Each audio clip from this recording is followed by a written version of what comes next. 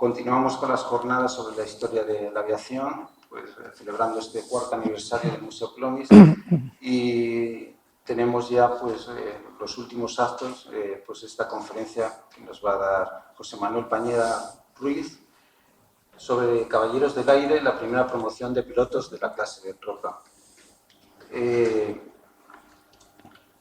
Llevamos todo este mes de septiembre pues con la exposición de maquetas de aviones de Cristóbal, de Manuel Jiménez y de Antonio García Noblejas. Tenemos las conferencias que han venido pues casi todos los colegios de Manzanares, de José Antonio García Noblejas, cómo vuelan los aviones. Se han podido repartir esos regalos que nos ha dado el Ejército del Aire y la base de helicóptero de Almagro, como son esos pósteres, esos llaveros, sorteándonos a los niños que nos han visitado. Y hoy pues cerramos estas jornadas con esta interesantísima conferencia de José Manuel Pañeda Ruiz. Agradecer a la televisión también de Manzanares que va a poder grabar toda esta conferencia y pueda ser también oída por todos el público. José Manuel Pañeda Ruiz, pues es una satisfacción tenerlo aquí con nosotros. Y bueno, pues es un gran historiador y aparte pues ha sido militar. Empezó su carrera en la Academia Básica de Suboficiales, ha sido suboficial de ingenieros, ahora está retirado, desarrolló su labor por diversos lugares de la geografía nacional, como en el Regimiento de Ingenieros número 1 en San Pedro, de Colmenar Viejo, o posteriormente en la misma unidad tras su traslado a la ciudad de Burgos, donde permaneció hasta el verano de 1998, cuando fue destinado al Batallón de Helicópteros de Ataque número 1 en Almagro, Ciudad Real. Amén de acumular experiencia profesional en países como Bosnia o Líbano en misiones internacionales. Ha realizado los siguientes cursos militares. Es piloto de helicópteros, comandante de aeronave en vuelo táctico, vuelo instrumental, así como otros cursos de especialización, siendo además condecorado por diversos organismos nacionales e internacionales. Respecto a su faceta académica, es graduado en Geografía e Historia por la UNED, es máster en Historia Militar de España por el Instituto Universitario General Gutiérrez Mellado y actualmente está realizando el doctorado en Historia Moderna en la UNED, compaginando estos estudios con la labor investigadora, centrada especialmente en las fortificaciones, más concretamente en el denominado Muro Atlántico de la Segunda Guerra Mundial, participando en 2 congresos internacionales sobre dicha materia en Bélgica y Holanda en los años 2006 y 2010 respectivamente. Colaboró habitualmente en la Revista Española de Historia Militar con diversos artículos publicados sobre el Muro Atlántico.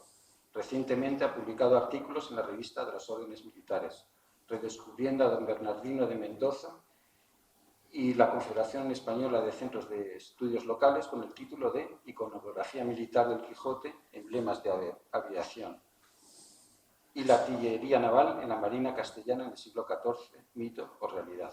Es miembro experto de ICOFOR, del Comité Científico Internacional de Fortificaciones y Patrimonio Militar, y de ASEISMI, Asociación Española de Historia Militar.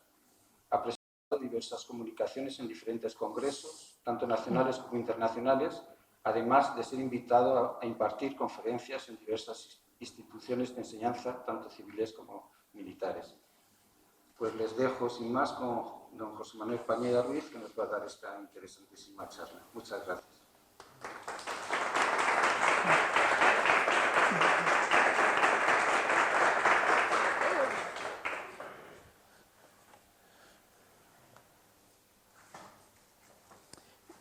Buenas tardes. Muchas gracias, Rafael, primero por la invitación para estar en este ciclo de conferencias en el 4º aniversario del Museo Plonis y también por esa presentación que ha hecho y, por supuesto, darles las gracias a todos ustedes por su asistencia en el día de hoy.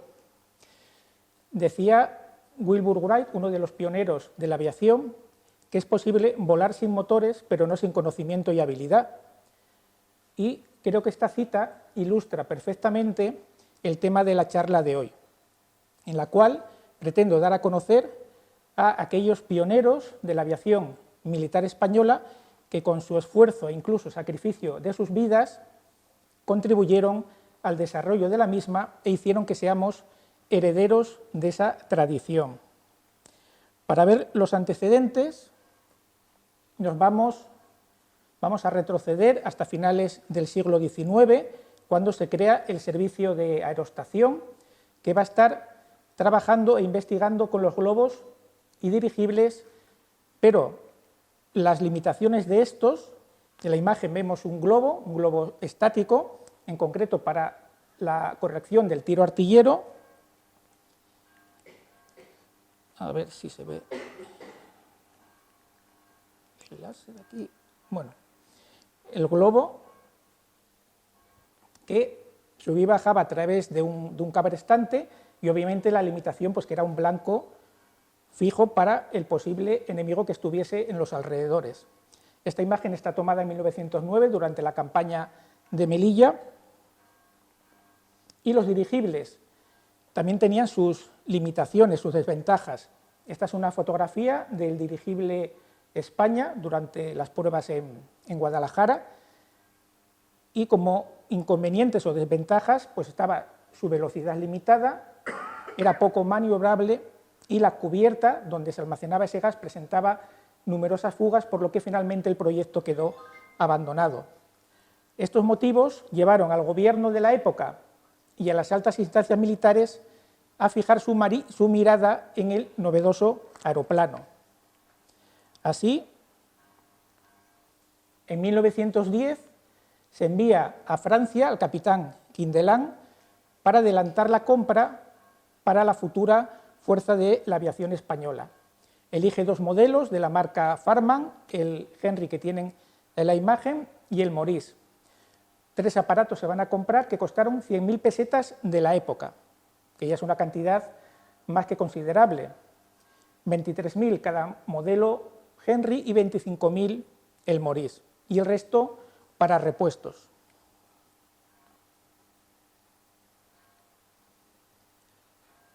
Esta es una imagen de uno de esos primeros vuelos que se realiza ya en Cuatro Vientos, en 1911,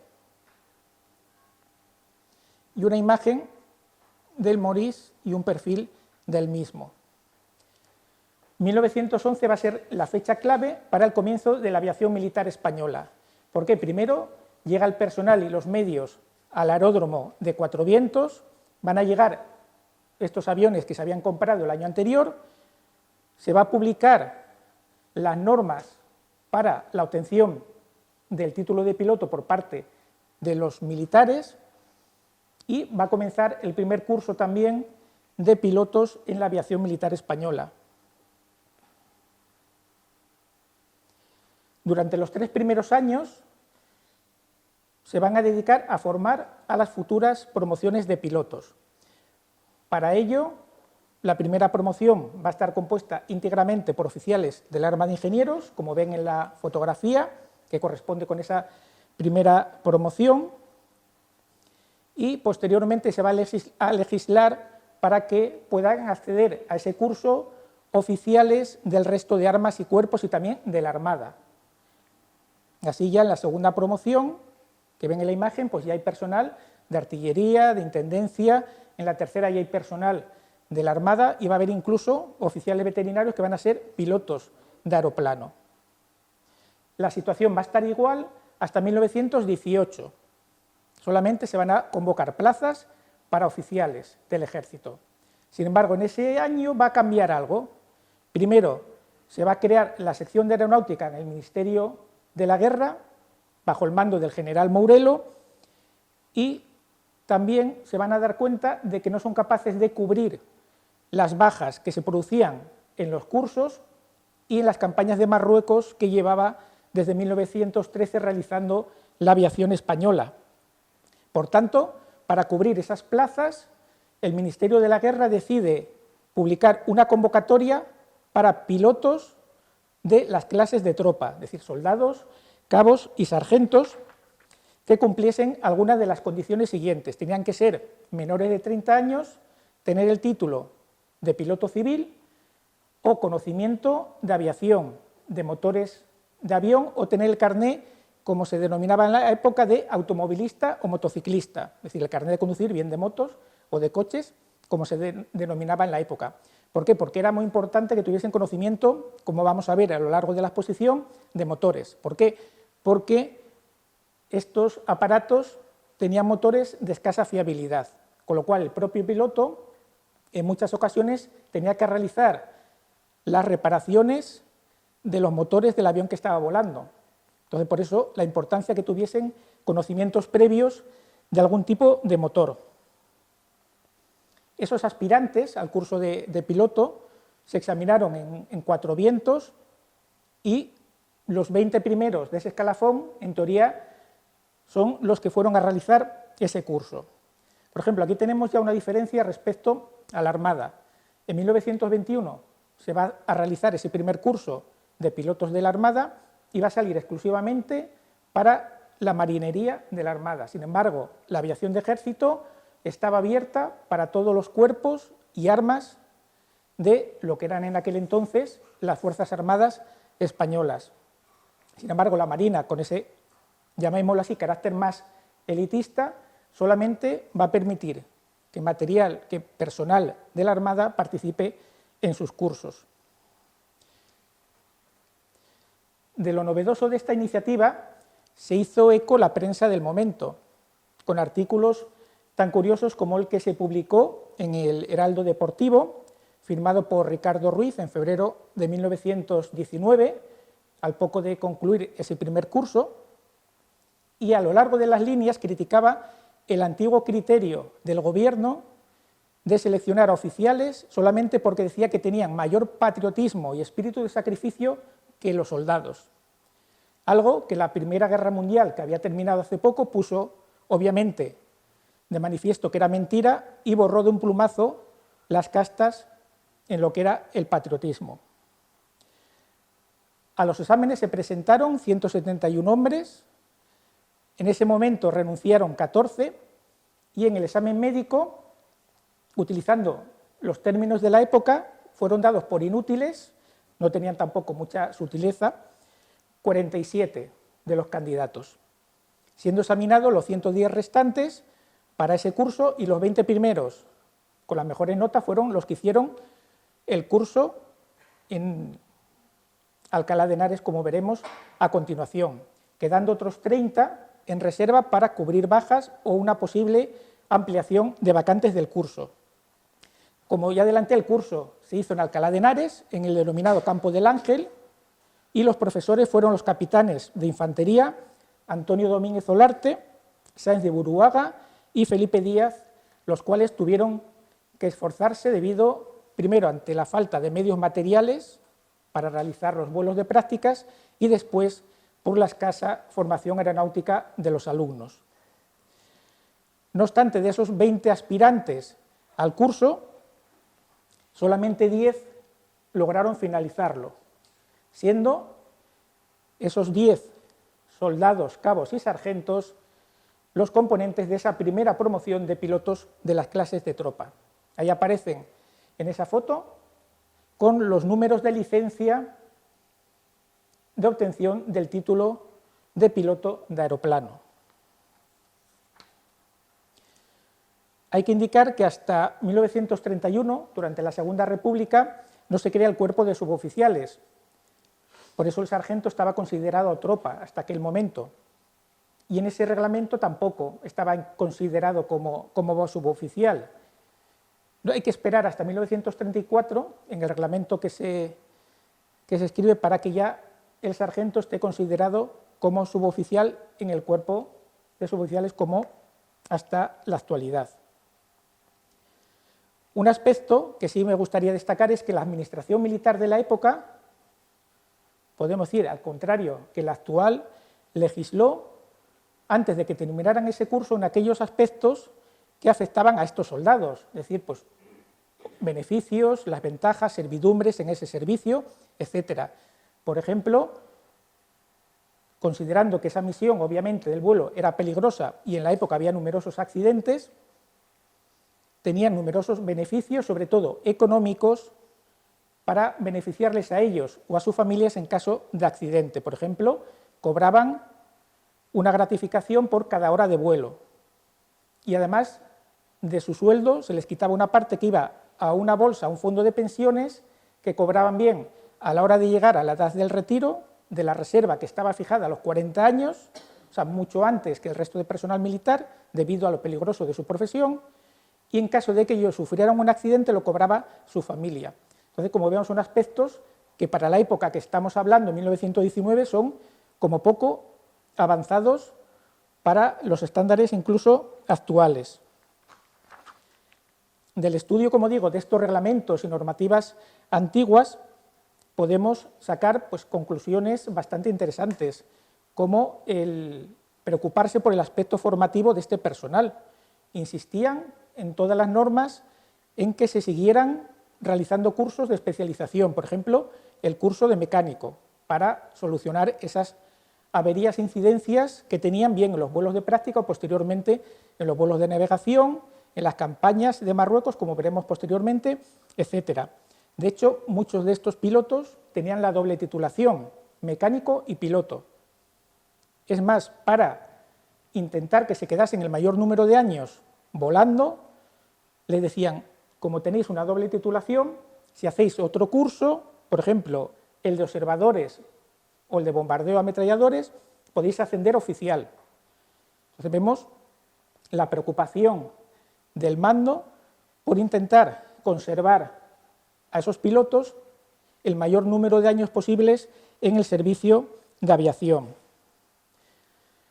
Los planes de formación pasaban algo igual, teniendo en cuenta, obviamente, la distancia temporal, con la actualidad, pues estaban bastante bien estructurados, con teóricas, prácticas, tanto en talleres como en vuelo, y distintas conferencias de las materias que les podían afectar durante el vuelo, por ejemplo, meteorología, aerodinámica, etcétera, que son pues, asignaturas que tenemos incluso hoy en día en el curso de piloto. Todas estas teóricas y prácticas preparaban tanto a oficiales como a los aspirantes de tropa a sufrir, como se denominaba en la época, los exámenes previos a la obtención de su título de piloto. Así que hace casi 100 años aquellos valientes o temerarios, según la prensa de la época, compartían a partes iguales la gloria o la fatalidad en sus clases de vuelo o posteriormente en las campañas en unos aparatos carentes de toda medida de seguridad respecto a los estándares actuales. Así, por ejemplo, su formación comenzaba con el rodaje del avión y una vez que controlaban el rodaje en línea recta o haciendo eses, pasaban a acelerar el avión sin despegar en absoluto. Entonces, para ello era importante que el personal de tierra sujetase el avión para que no despegase. Ahí vemos el denominado hombre calzo que está sujetando las ruedas porque los aviones en aquella época no tenían freno. Entonces, en cuanto aceleraban el motor, salían a rodar y podían salir a despegar. Otra dificultad añadida, no tenían doble mando. Los mandos solo los tenía el instructor que iba delante. Y como tienen una disposición en tándem, el instructor delante y el alumno detrás, el alumno no veía lo que estaba haciendo el profesor, con lo cual se incrementaba la dificultad a la hora de ver cómo tenía que hacer las maniobras porque no veía las manos ni los pies del profesor. Algo que se creó en aquella época y que es el padre, por llamarlo así, del simulador actual, eran esos primitivos entrenadores y simuladores que en función, igual que hoy en día, del modelo de avión, cada modelo de avión tenía su modelo de simulador. Este es el denominado Antoinette, porque era para el avión Antoinette.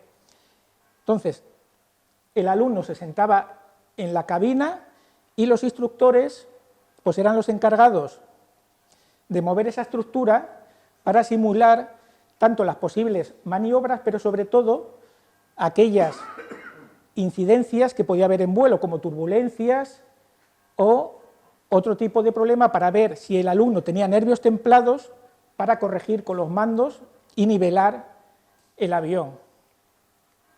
Eran primitivos, pero eran eficaces, porque ahorraban, igual que hoy en día, horas de vuelo y accidentes, porque el problema era que sufría muchísimos accidentes, como vamos a ver a continuación, durante la propia formación, y esto por lo menos evitaba, en cierta manera, incrementar el número de bajas durante los cursos. La formación, tanto oficiales como tropa, la recibían en 2 escuelas, las elementales, donde daban esas teóricas y prácticas que hemos comentado antes, y ahí estaban hasta que obtenían el título de piloto de segunda y primera categoría, como se denominaban en la época. Ahora vamos a ver a qué hacían referencia. Y luego la de transformación. En la de transformación, obviamente, recibían una formación avanzada y se especializaban, pues bien, en observador, bombardeo, ametrallador, y se transformaban a los modelos de avión que había en servicio en cada momento. Eso es igual que hoy en día, cuando un piloto llega a la base de Almagro, bien de otra unidad, tiene que transformarse a ese modelo. ¿Por qué? Porque los procedimientos de arranque, de emergencia, las propias prestaciones del aparato son distintas, de ahí la necesidad de hacer la transformación. O sea que vemos que seguimos con la misma terminología que hace 100 años. La diferencia entre ese título de segunda o primera categoría hace referencia a la superación de un examen elemental para el de segunda y un poco más avanzado en el de primera. Para que se hagan una idea, en el de segunda categoría les pedían, por ejemplo, realizar un descenso controlado, que era volar 1 hora a unos 2.000 metros de altura, a los 1.500 metros cortaban el motor y tenían que ir planeando hasta el aeródromo, aterrizando en un radio de 150 metros como máximo de un punto que le había marcado el instructor. Entonces vemos que era complicado porque esos aviones no tenían frenos, entonces tenía que ser hábil para detener el avión dentro de ese radio marcado. Un examen, una prueba de primera categoría, lo que se llamaba la prueba de duración. Era una navegación de 300 kilómetros que tenían que efectuar como máximo en 8 horas y con 2 tomas, como se llama ahora, fuera de aeródromo, en 2 puntos que previamente también habían quedado marcados. Todas estas fases de formación duraban unos 6 meses y después de todas esas prácticas tenían aproximadamente unas 60-65 horas de vuelo cada uno de estos pilotos. Como curiosidad, las prácticas de vuelo, la aviación de ejército las hacía entre septiembre y mayo, con un parón en los meses de invierno, obviamente, por la meteorología adversa, teniendo en cuenta que estos aeroplanos de la época eran muy ligeros y incluso con un viento ligero podían sufrir un accidente. Sin embargo, la Armada solamente volaba en julio, en los meses de verano, en teoría por el mejor tiempo. El piloto que lograba terminar toda esta instrucción, pues ya tenía su título de primera categoría y podía realizar vuelos fuera de esa base, del aeródromo donde estuviese destinado, participar en maniobras o en campañas. Será precisamente en las campañas de Marruecos donde estos pilotos demostrarán su valía apoyando a las tropas propias en cualquier misión cuando lo necesitasen y minando la moral del enemigo con unos ataques casi suicidas rozando el suelo que fueron conocidos como vuelo a la española. A continuación, pues vamos a ver un breve relato biográfico de estos componentes de la primera promoción de pilotos de tropa. Vamos a ir cronológicamente en orden de obtención de esa licencia de piloto y el primero de ellos pues era Eusebio Magaz, leonés de nacimiento, y como nos indica su hoja de servicio, estuvo destinado en el regimiento de telégrafos, estuvo por diversos lugares de la geografía española, en León, en Asturias. Desde Asturias precisamente se incorpora a este curso de piloto en Alcalá de Henares. Sin embargo, la mala suerte va a hacer que al poco tiempo de obtener la licencia de piloto, en un vuelo que estaba realizando en el aeródromo, pues su avión se estrella siendo herido de gravedad en la pierna derecha y pasando al cuerpo de inválidos en 1920. De esto quedó reflejado en la prensa de la época por esa mezcla de novedad, romanticismo y riesgo, por el morbo que tenía la aviación desde el momento mismo de su creación. la hemeroteca está llena de noticias de este tipo, no solamente de accidentes, sino también de tomas cerca de un pueblo, en mitad del campo, porque habían sufrido, como comenté, un fallo en un motor, se habían quedado sin gasolina, X. La hemeroteca nos da muchísima información, no solamente de la vida de estos pilotos, sino también de las incidencias que tenían estos aparatos en los primeros tiempos de la aviación española. El siguiente miembro de la promoción, Besoña Fraile, era malagueño, estuvo destinado en el Regimiento de Infantería y Memorial del Rey número 1 al comienzo de su carrera militar, en 1916, y al año siguiente fue destinado a Asturias con su regimiento a hacer funciones de orden público con los movimientos revolucionarios de los mineros en Asturias. Hay que destacar que en aquella época no había unos cuerpos de seguridad como tenemos actualmente, por lo que en muchas ocasiones unidades del ejército actuaban como fuerzas del orden público para enfrentarse a este tipo de movimientos huelguistas, revolucionarios, etc. Allí va a permanecer también hasta 1918, cuando se incorpora al curso de piloto, y nada más terminarlo, a mediados de mayo, va a ser destinado al aeródromo de Tetuán, participando en esas campañas de Marruecos. El 10 de septiembre de ese año se traslada hasta Cuatro Vientos para recoger un aparato para volver a llevarlo a la zona de operaciones, pero durante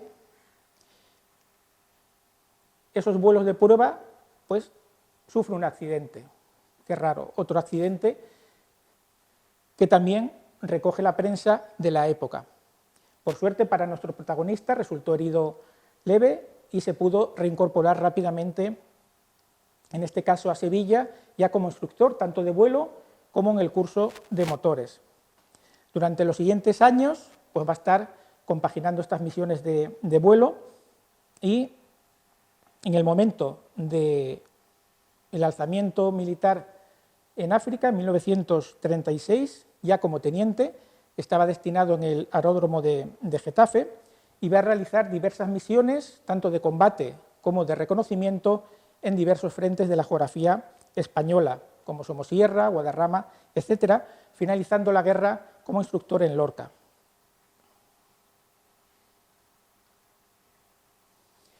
Allí se le va a incoar un expediente, un consejo de guerra, por su participación en la aviación republicana. La sentencia inicial es cadena perpetua, que en aquel momento eran 30 años de reclusión mayor, la cual se le va a conmutar posteriormente por otra de 20 años y un día. Aquí tenemos resaltada esa sentencia, ¿vale?, de reclusión perpetua de Besoña Fraile. El caso de nuestro siguiente protagonista quizás sea el caso más desafortunado de esta promoción, como vamos a ver a continuación. Este gallego estuvo sirviendo en Tenerife y antes de finalizar el curso, en uno de los últimos vuelos de instrucción, por causas desconocidas, su avión se estrella desde una altura de 50 metros, incendiándose y provocando la muerte del soldado Tella Manchón, que va a ser el primer soldado piloto fallecido en la aviación española. Igual que en los casos anteriores, la prensa de la época se va a hacer eco, numerosas publicaciones, y digo que era especialmente desafortunado porque una semana antes del accidente escribió esta instancia solicitando permanecer en filas 4 años más para continuar en el servicio de aviación como piloto. Entonces, pues un caso realmente desafortunado. Y el día de la inauguración de la exposición de maquetas, pues Rafael indicó que uno de estos miembros de esta promoción era natural de Manzanares. Pues aquí lo tienen. Vicente Linares Llorca, efectivamente natural de Manzanares, que nació en 1892 y que cuando comencé este trabajo, allá por el 2014, pues vine aquí a Manzanares a preguntar si en el archivo tenían información bien de él o de algún miembro de su familia y me indicaron que el archivo había sido destruido en la Guerra Civil y que no tenían documentación que pudiese comprobar, con lo cual pues tenemos que ceñirnos a los documentos de los archivos militares. Pertenecía al Arma de Ingenieros, estuvo destinado en el Pardo, en el regimiento de telégrafos, y ya como suboficial se incorporó al curso de piloto como sus compañeros de promoción.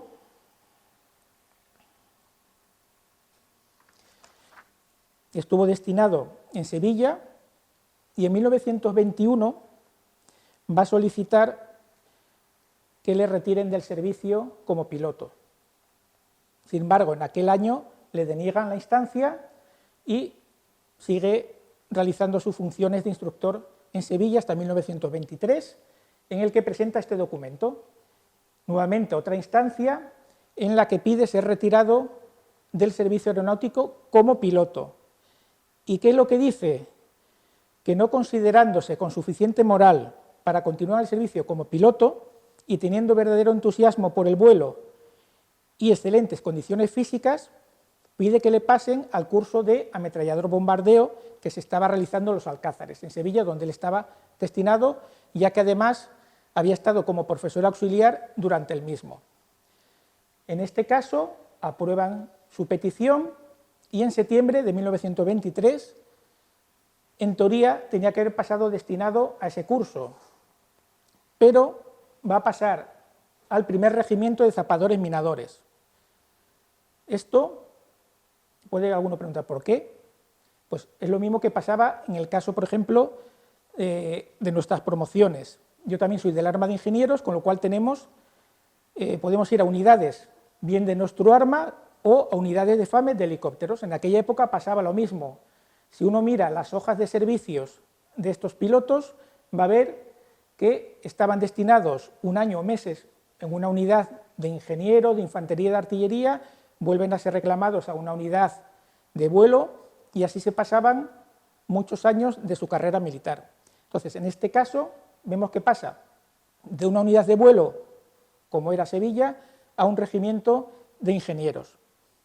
Ya como alférez, en este regimiento va a realizar misiones de tendido de vías de ferrocarril por la geografía española. Sin embargo, el 5 de junio de 1930, en Aldea del Fresno, a los 38 años, va a fallecer de un fallo renal, nuestro protagonista de Manzanares. Tuvo una vida corta, pero bueno, a lo mejor intensa para aquella época.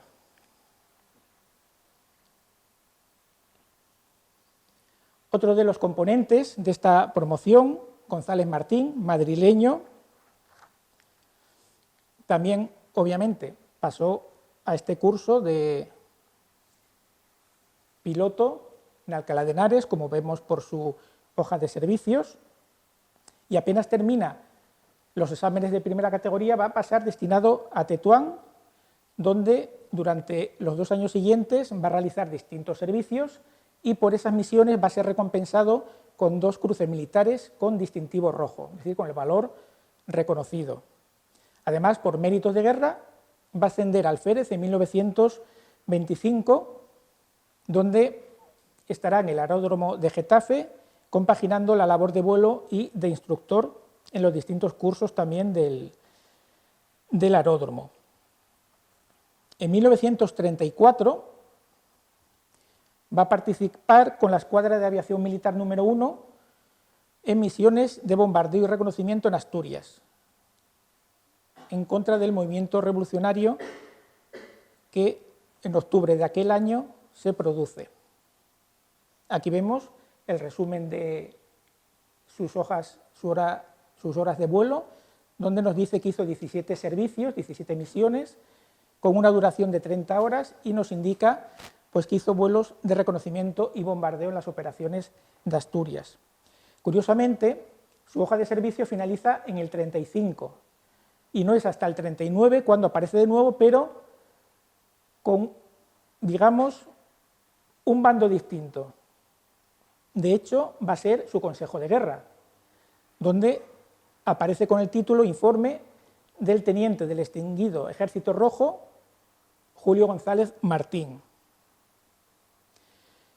en este Consejo de Guerra que se efectúa en Valencia en 1939, su defensa se basa en que estuvo combatiendo los distintos movimientos revolucionarios que hubo en España pues desde 1917, en 1930, en el 34, como ya hemos visto, en Asturias, y que aunque sí voló con la aviación republicana durante la Guerra Civil, las misiones de bombardeo que le encomendaban contra objetivos nacionales los evitaba bien soltando las bombas antes de sus objetivos o diciendo que tenía fallos mecánicos y volviendo antes de tiempo. Sin embargo, esta defensa, al Consejo de Guerra, no le pareció suficiente y lo condenan inicialmente a la pena de muerte. Y vemos que han subido de nivel respecto a Besoña Fraile.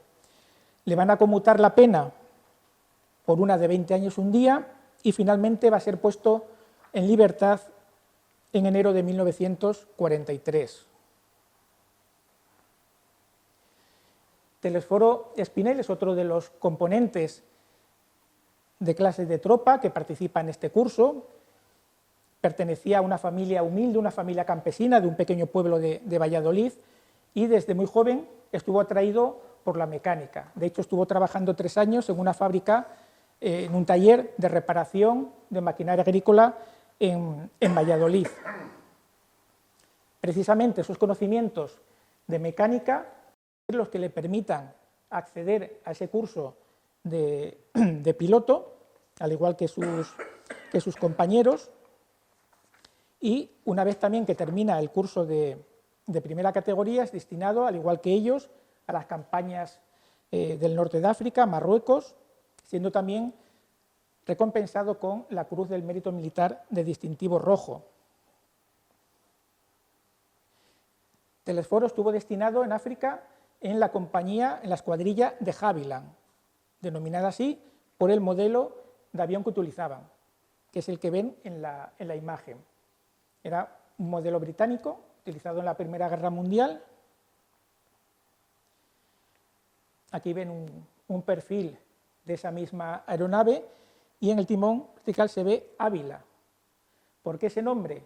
Porque en 1921, en el desastre de Anual, cuando se captura el aeródromo de Celuán y el enemigo destruye los aviones, en la península se hacen campañas en diversas ciudades españolas de suscripción popular para comprar aviones al ejército.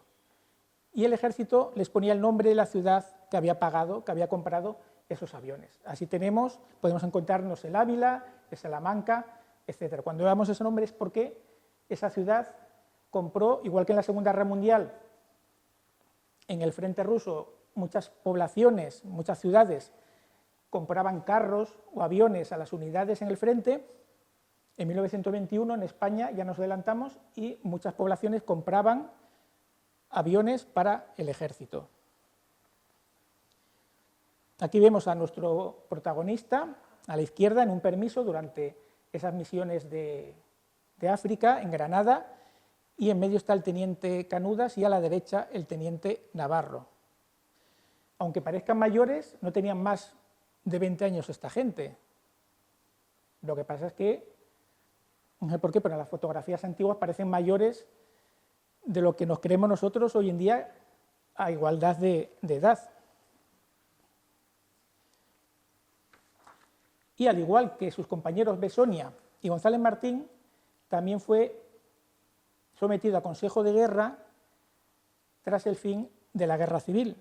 Lo que pasa es que en este caso el tribunal no encontró ninguna causa justificada, ninguna causa criminal, como decían en la época, quedando en libertad, cerrándose el procedimiento contra Telesforo, el cual en los años 60 colaboró con Iberia en un intento de la compañía por formar a sus pilotos en vuelo instrumental. Entonces aquí vemos un primitivo simulador de vuelo instrumental y a Telesforo ahí sentado viendo en el plano las maniobras que iba dejando grabadas lo que hacía el piloto en ese simulador de vuelo instrumental. Otro de los miembros de ese primer curso, Antón Andrés, segoviano, y casi obligado a ser artillero, ya que en Segovia está la Academia de Artillería. Comenzó muy temprano su bautismo de fuego, en 1911, en concreto en Melilla, y por diversos méritos asciende a sargento en 1914 y se incorpora al curso de piloto con el número 2 del mismo tras haber aprobado todos los exámenes. En noviembre del 19 consigue su título de primera categoría y el 31 de diciembre lo envían a África, a Tetuán, para combatir en la campaña de Marruecos. He puesto un documento en pantalla que hoy en día pasaría como una mera anécdota, pero que en aquella época era un reflejo de esa disciplina y cortesía militar. Se trata de un indulto a Julio Antón Andrés por haber contraído matrimonio en Madrid, estando destinado en Larache y no haberlo comunicado allí. Hay que tener en cuenta que prácticamente hasta los años 70 del pasado siglo, los militares estaban obligados a comunicar cuándo se iban a casar y antes incluso los mandos daban el visto bueno a la mujer con la cual quería contraer matrimonio. ¿Sí? Eso estaba todo reglamentado. Incluso si quería establecer correspondencia con mujeres extranjeras, digamos que un soldado que estaba destinado en San Sebastián se quería cartear con una mujer francesa, tenía que estar autorizado y comprobado prácticamente casi los antecedentes de esa mujer con la cual quería mantener correspondencia. O sea que no se andaban tampoco con tonterías en aquella época.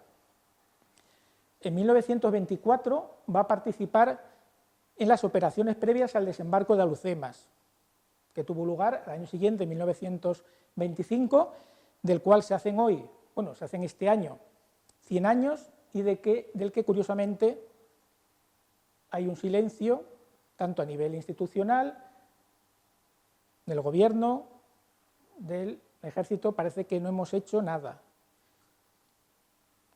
¿Cuándo? Fue la primera operación de desembarco anfibio de la historia, que sirvió como modelo además para el desembarco de Normandía. Pero no existe en nuestra historia, pues existe y tenemos ejemplos documentales de personas concretas que participaron en aquellas operaciones, como Julio Antón Andrés, que fue herido de gravedad en la cara durante una de esas misiones en 1925, logró aterrizar el avión sin daños y tardó hasta el mes de octubre en recuperarse de las heridas. Volaba en la escuadrilla Pótez, por ser ese el modelo de avión, un modelo poco fiable, pero que sirvió con mayor o menor eficacia en el frente norteafricano, con una actividad frenética, como podemos ver por el desglose de las horas de vuelo que en este caso realizó Julio Antón Andrés, y que finalmente en 1926 abandona ya el frente de Marruecos para incorporarse al aeródromo de Granada. Nuestro protagonista, el 18 de julio de 1936, se encontraba en un parque de municiones de artillería. Como hemos comentado anteriormente, había sido destinado a una unidad de su arma y sale con un convoy de municiones para incorporarse al movimiento nacional, como nos indica este extracto de su hoja de servicios. Una vez seguro, pues va a continuar durante la Guerra Civil ejerciendo funciones de instructor de vuelo debido a esa formación como piloto. Del cabo Lucio Sánchez, pues apenas tenemos documentación, salvo su fecha de nacimiento y el lugar, que fue Madrid. No he encontrado en los archivos militares prácticamente nada de este componente de esta promoción.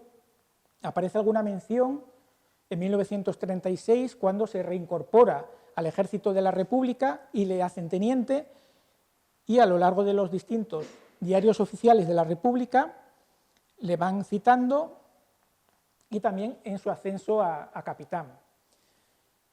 Al igual que no hay documentación, tampoco se ha encontrado en los procedimientos judiciales que sí realizaron con algunos de sus miembros de promoción, no he encontrado ninguna mención a que se le hiciera un consejo de guerra a Sánchez Prior tras el conflicto. De hecho, es que prácticamente no hay documentación sobre este soldado. No pasa lo mismo con Lasterra, un navarro que estuvo sirviendo también en Ingenieros y que, como prácticamente todos los compañeros de su curso, una vez que finaliza, él mismo es destinado al norte de África, en este caso a Melilla, donde, tras prestar su servicio obligatorio, en 1920 vuelve a la península, pero en 1921 se le llama de urgencia para llevar una escuadrilla tras el desastre anual que comentamos antes y la pérdida de todos los aviones que había en la zona. Sin embargo, ya en 1923, como nos indica su documentación militar, pide que le retiren del servicio en vuelo como militar, que no como civil. Como civil va a seguir volando en lo que era el servicio de correos de la época, llevando pues, cartas y paquetes desde Larache, en el norte de África, a la península. Cuando llega a la República, esa compañía de correos va a ser nacionalizada, van a utilizar los mismos medios, el mismo personal, la misma misión, pero la cambian el nombre y va a ser conocida como LAPE, Líneas Aéreas Postales Españolas. Con esta compañía, el propio protagonista va a realizar misiones de bombardeo con esos aviones inicialmente civiles durante la Guerra Civil, motivo por el cual, tras el fin de la misma y para evitar ser sometido a un consejo de guerra, se exilia a México, donde llega en abril de 1929. Pero nuestro protagonista no está parado mucho tiempo y en septiembre de ese mismo año le detienen en la frontera con Estados Unidos y la prensa de ese país, bueno, pues interesada por un piloto republicano detenido concretamente en Texas, en El Paso, pues le interrogan para ver qué hacía. Y él dice que estaba allí para comprar aviones para formar una compañía de transporte en México con antiguos pilotos republicanos exiliados. Y que si ahí no los consigue, pues se va a ir a California pues a intentar comprarlos y seguir montando su compañía. Luego, si quieren, en el turno de preguntas podemos hablar más de este personaje porque bueno, tuvo en México una vida bastante interesante. Y el último miembro de esta promoción, Antonio Gutiérrez Lanzas, jienense de nacimiento, de intendencia, es el único perteneciente al cuerpo de intendencia, que obviamente, igual que todos sus compañeros, pues va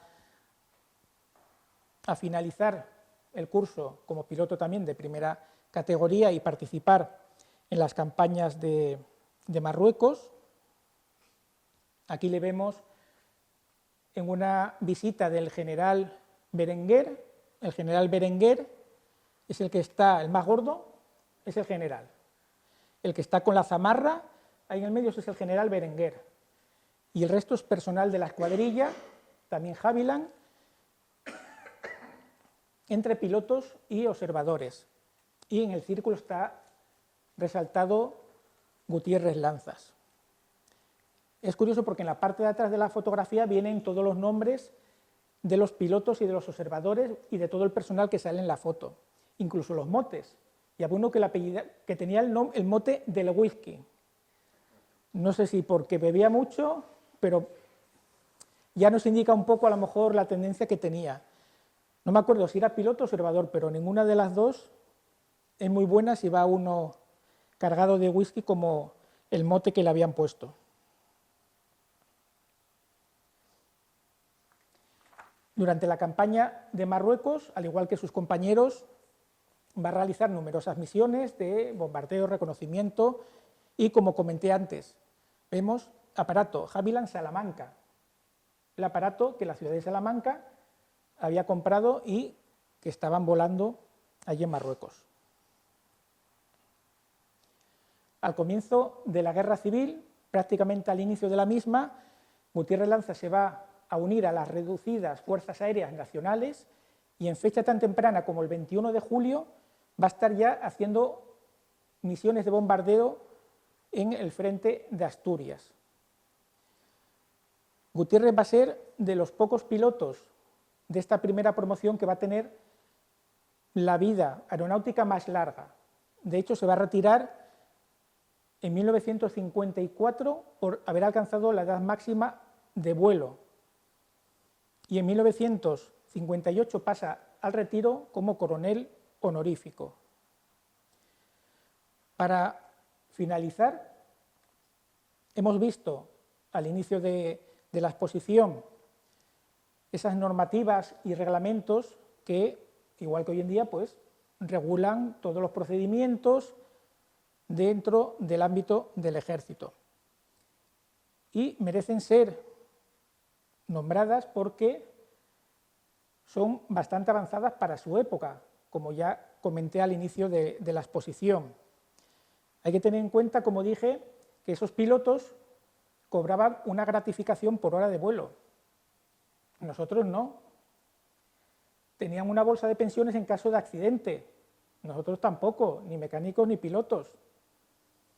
Se preocupaban por su formación. Bueno, ahí vamos.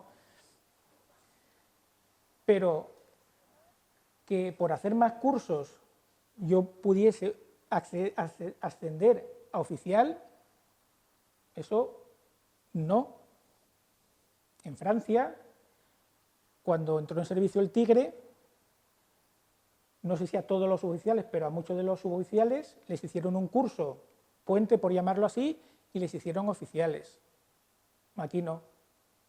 Entonces, vemos cómo, aunque en muchas ocasiones, como según hemos ido avanzando en el tiempo, creemos que estamos mejor, pues hay muchas veces que, creyendo que hace 100 años eran más tontos, no lo eran, tenían un espíritu mucho más pragmático, sabían que el vuelo era una actividad peligrosa. Ya hemos visto cómo durante los propios vuelos de instrucción sufrían numerosos accidentes, por no decirlo, durante las campañas, durante las maniobras. Entonces, es interesante recordar que muchas veces somos herederos de esas normativas, de esos reglamentos que han ido evolucionando o no con el paso del tiempo. También hemos visto, de manera breve y sobre todo centrado en la faceta profesional, la vida de esos 10 componentes de la primera promoción de pilotos de las clases de tropa. Y curiosamente, si miramos la fecha de obtención del título de esa licencia de piloto y los años de servicio, son inversamente proporcionales a las mismas. Es decir, el primer miembro de esa promoción, Magaz, apenas estuvo un año ejerciendo como piloto debido a ese accidente que comentamos, y el último, Gutiérrez Lanzas, fue el que estuvo más años sirviendo como piloto, primero en la aviación, cuando pertenecía al Ejército de Tierra, y posteriormente ya en el Ejército del Aire. Muchas gracias.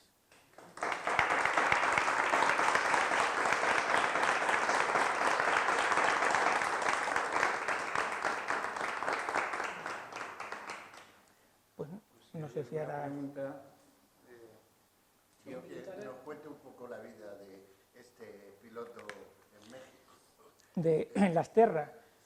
Pues curiosamente, en un foro de internet donde aparecía esa foto de la promoción de esos 10 primeros pilotos, que fue el motivo por el que empecé a investigar, porque, bueno, pues si no tenemos curiosidad, mal vamos. Pues empecé a buscar y no había nada publicado, y digo, bueno, pues voy a buscar por los archivos, documentación, y en ese foro, bueno, pues puse que había encontrado en los archivos militares documentación de esos 10 pilotos, y me escribe un chico desde México.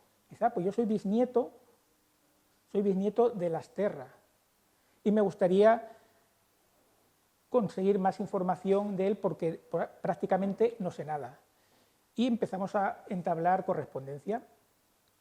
Las Terras, cuando se fue a México, él se fue con su mujer española a México, pues por lo visto a los pocos años la dejó y se casó con una mexicana. y allí formó otra familia. Entonces, tuvieron una hija. Esa hija era la abuela del chico que se empezó a mantener correspondencia conmigo a través del email y consiguió de los archivos mexicanos de migración la ficha de entrada de Lasterra. Y así manteniendo pues, un chat, me dice, es que he logrado saber que uno de sus hermanos había sido un personaje famoso en España. De hecho, uno de sus hermanos tenía un hermano y una hermana que habían estado en el bando nacional. Su hermana con las mujeres en la sección femenina y su hermano era artista, pues era un pianista reconocido en el País Vasco.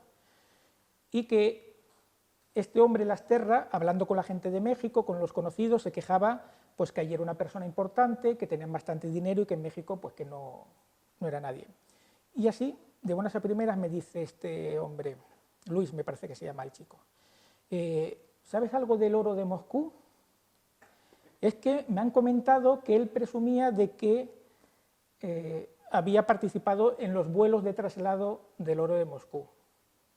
Y efectivamente encontré un documento en los que este hombre había llevado oro de Moscú de España a Francia, en vuelos.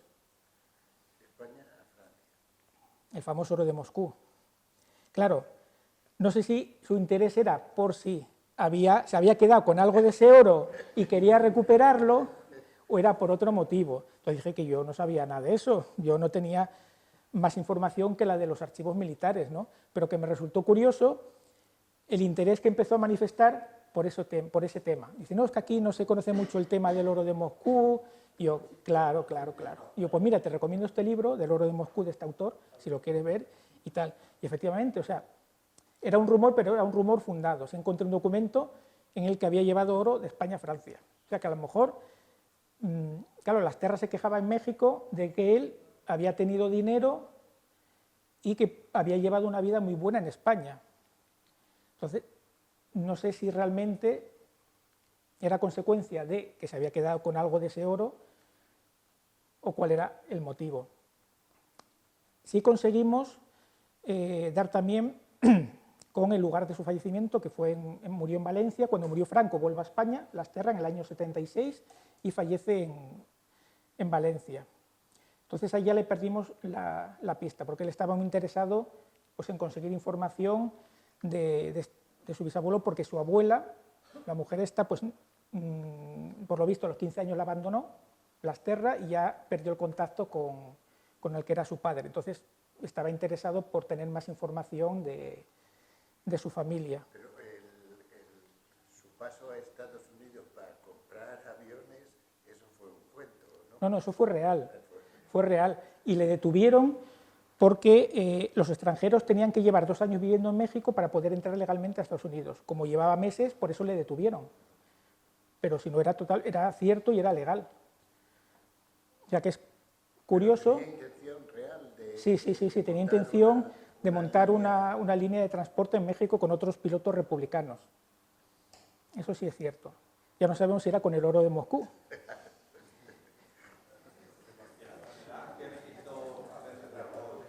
¿El qué? Es que no te...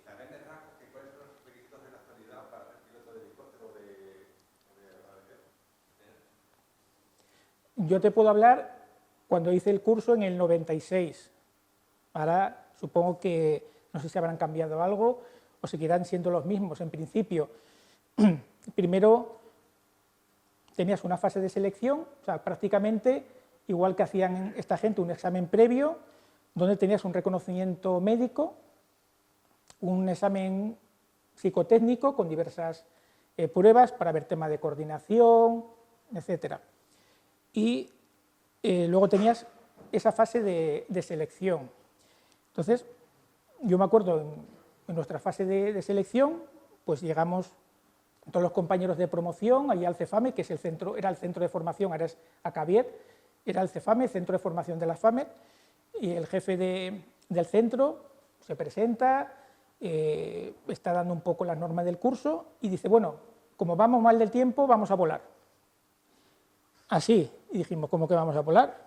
Si no tenemos, pues como los del curso, no tenemos ni idea. Vais a vestuarios, dan el mono de vuelo y a volar. Pues nada, nos pusimos el mono de vuelo, nos repartieron por diversos aparatos en el Kiowa. Yo me acuerdo de mi instructor, el suboficial mayor Benito, y me subí con otro compañero de promoción. Yo, que era más antiguo, me subí el primero, y estábamos en la zona del pantano allí de Manzanares, ¿no? Es el Manzanares Real. Se subió alto y nos dice: mira, el cíclico, para adelante, atrás, derecha, izquierda, colectivo arriba, abajo, peléate. Así. Esa fue mi primera hora de vuelo con el helicóptero.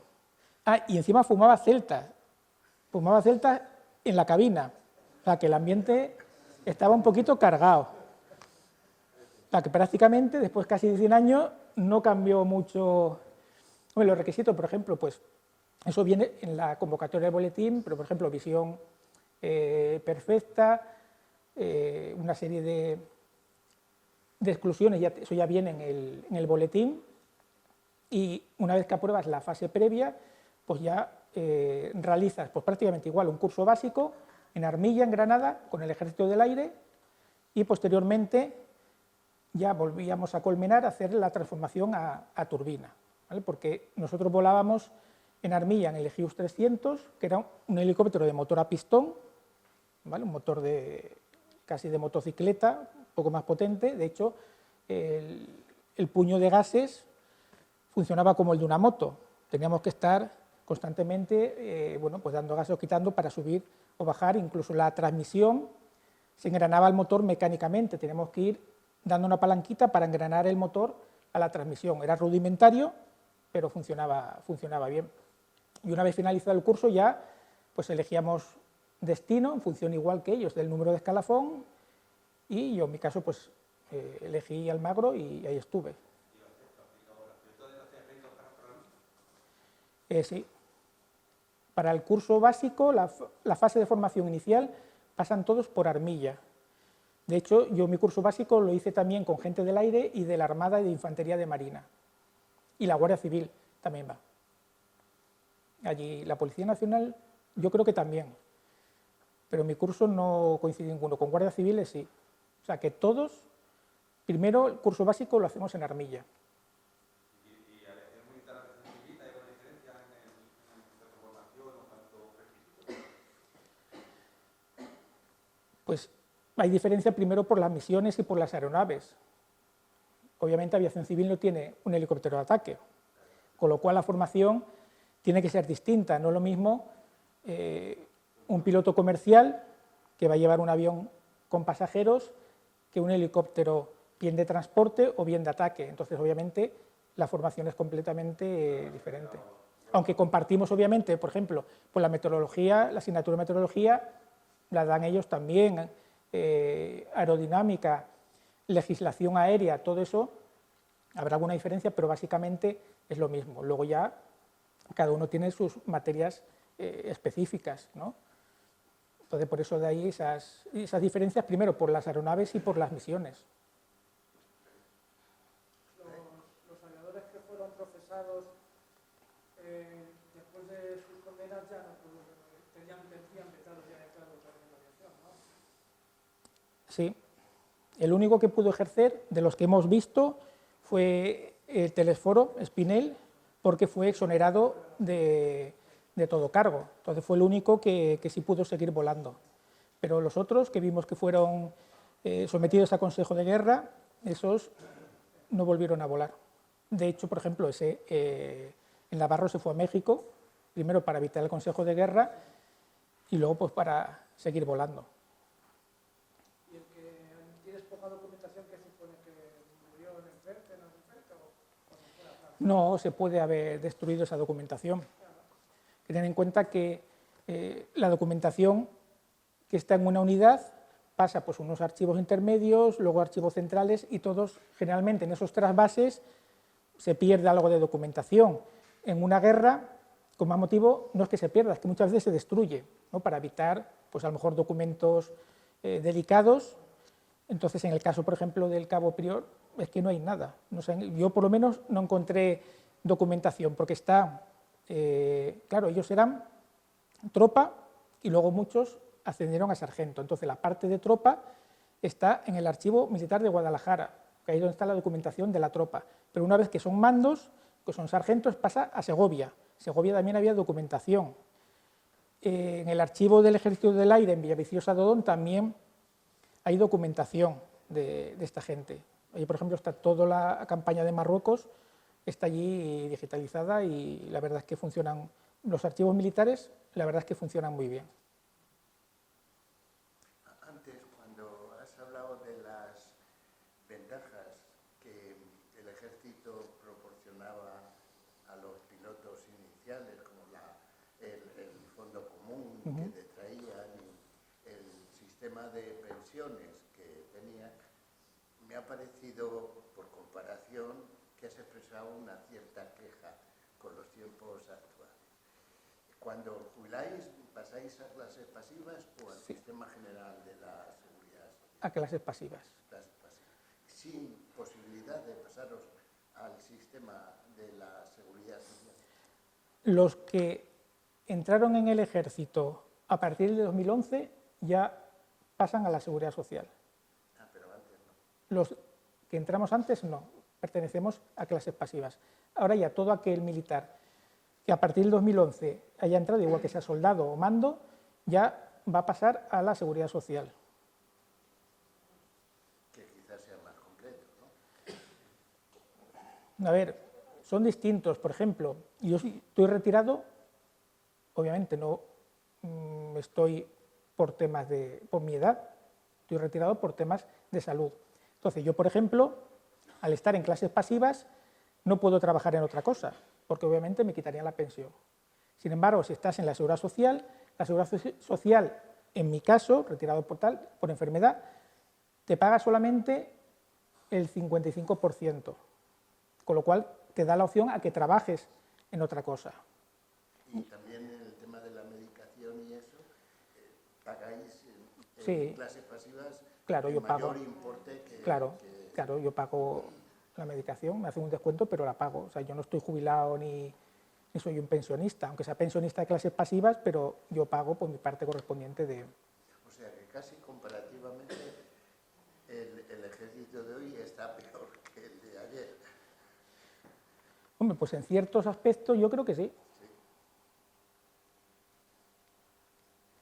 No es que quiera decir que a lo mejor que estaríamos mejor, pero comparando algunos aspectos en concreto, como hemos visto, pues yo creo que en ese tiempo, como digo, estaban mucho más adelantados. Estamos hablando de 1919 y tenían una serie de ventajas que hoy en día no hay. No hay para las FAMED. En el Ejército del Aire me parece que ellos a lo mejor sí cobran por hora no por hora de vuelo, pero sí siguen cobrando un complemento por las horas que vuelen. Pero en nuestro caso no. Y otra ventaja que tenían es que ellos, por ejemplo, tenían una doble titulación, mecánico y piloto. Aunque hoy en día, desde el 2013, ¿fue en el 2013 cuando se creó el arma de aviación o un poco después? Por ahí. En el 2013 me parece que se creó el arma de aviación.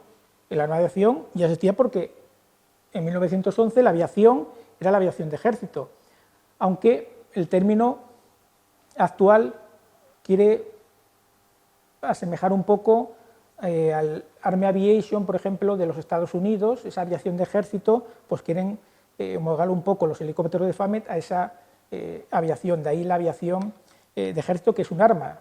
Igual que ingenieros, artillería, pues hoy en día existe otra vez ese arma de aviación. Entonces ya hay pilotos y mecánicos que pertenecen al arma de aviación, como hemos visto, como hace poco más de 100 años. Que es curioso, ¿no?, que se volvamos un poco para atrás a los orígenes. ¿Aquí en España se hace algún tipo de modelo, o aparte de algún avión, helicóptero? Aquí, por ejemplo, del helicóptero Tigre, aunque eso lo sabe mejor José Ramón, en Albacete solo se ensamblaba, no se hacía la parte del puro de cola.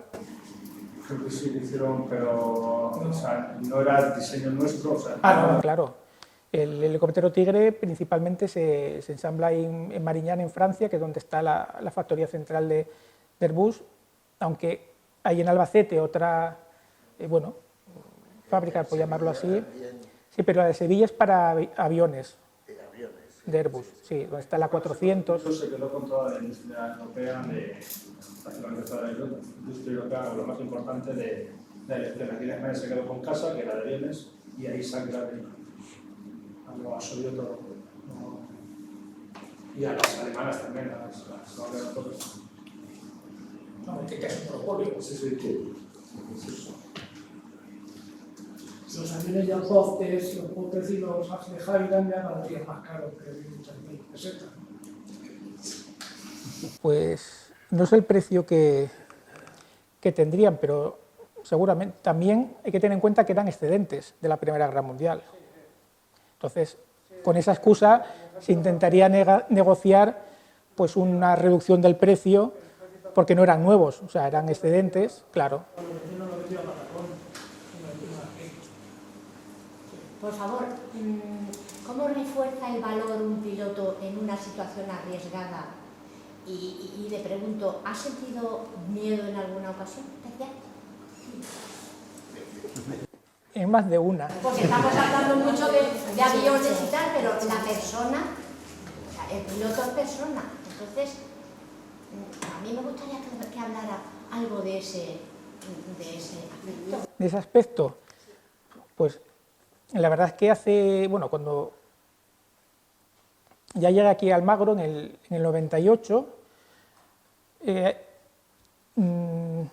también José Ramón conoce esa etapa en la que muchas veces nos íbamos de maniobras a Zaragoza, al campo de maniobras de San Gregorio, y los meteorólogos nos decían que nos íbamos a encontrar mala meteorología por el camino, una tormenta, que no íbamos a ver prácticamente nada, y pues aconsejaban que se esperase a bien a que pasase ese frente y salir X hora más tarde o al día siguiente, ¿no? Entonces, una diferencia que sí ha sido para mejor en la actualidad es que se hace caso a los meteorólogos, porque en aquellos años, por tener ese espíritu, como digo yo, de infantería, de artillería, de caballería o de ingenieros, los que decían, salimos. Decíamos, ya, pero es que salimos para nada, incluso nos vamos a arriesgar porque hay mala meteorología.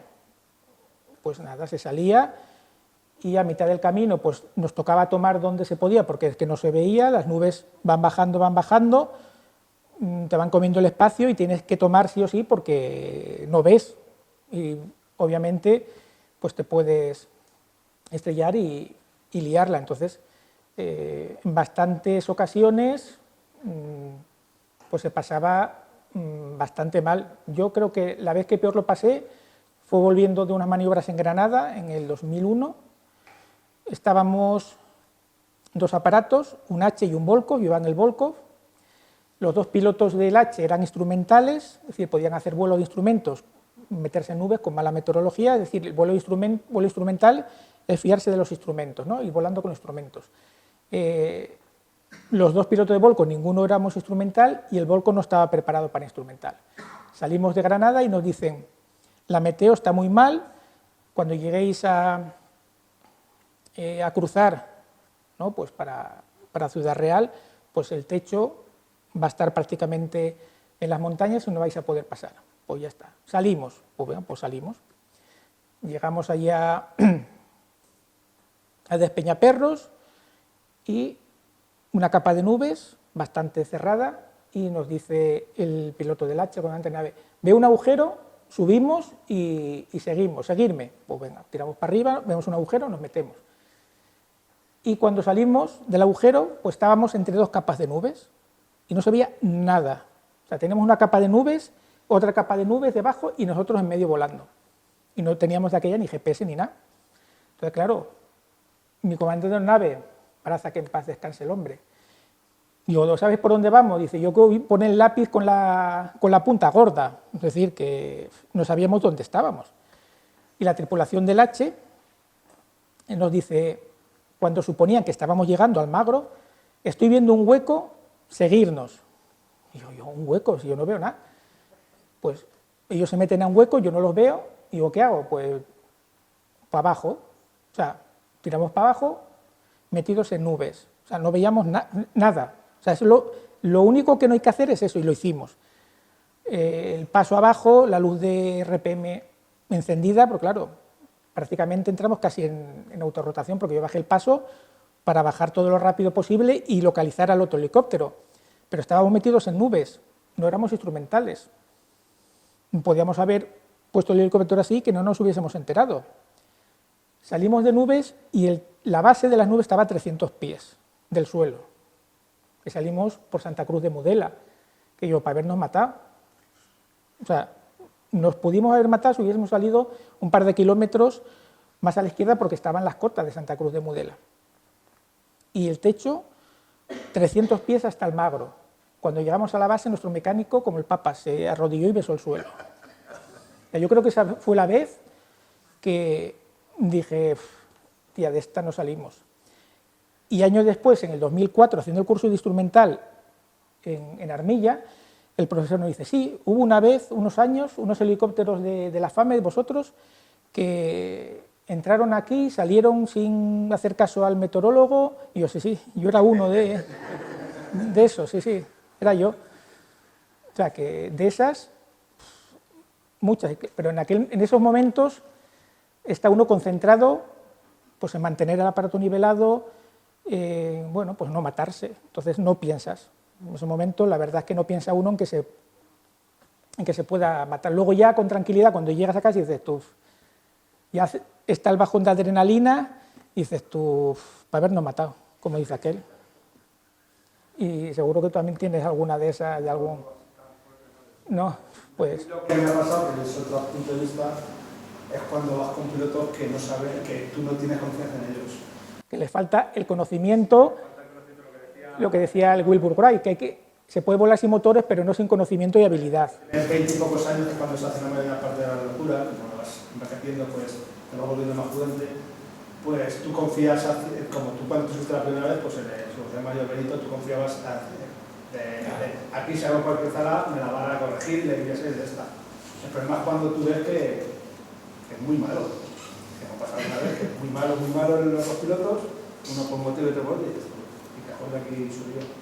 Pero cuando me he metido, por ejemplo, en luz y tal, tenía tal confianza en ese momento en aquella gente que no piensas, o sea, no piensas que puede haber, como los dibujos animados, un yunque ahí en la nube. El yunque podría haber sido el H. Tú vas bajando, el H va bajando, no lo ves, y te subes encima de él. Lo cierto es que se invierte mucho tiempo, mucho dinero y mucha concentración en lo que es la subida de vuelo. Por motivos de que la vida va cambiando, cada vez la gente en las unidades de FAME, la media de edad es mayor y se tiene más conocimiento que cuando era gente que éramos 20 o 20 tantos años. Yo con 20 y tantos años, bueno, en Melilla estuve ahí 30 y tantos días y de las Peñones hasta Melilla íbamos rascando las horas. Muy bajos. Tenía mucha confianza del piloto, pero alguna vez decías que no podemos tirar, y había un tiempo que poner de allí destinado que decía, dame otra vuelta de esta, no, que nos vamos a matar. ¿Por qué? Porque no era consciente del riesgo que asumíamos siendo tan bajo. Pero conforme va haciéndose la gente vieja y le va diciendo a los viejos, a los jóvenes, ten cuidado que yo enterraba a este y a este, para estar falleció en el 2012, pues es que hay mucha gente ya que cuando vemos nuestros monolitos que hemos coincidido con ellos. Cuando estás en la academia te lo cuentan y te dan, bueno, eso no, que están ahí.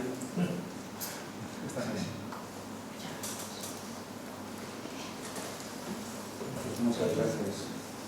¿Hay más preguntas? Agradecerte pues, esta magnífica conferencia. Encantado de haber venido aquí. Pues muchas gracias.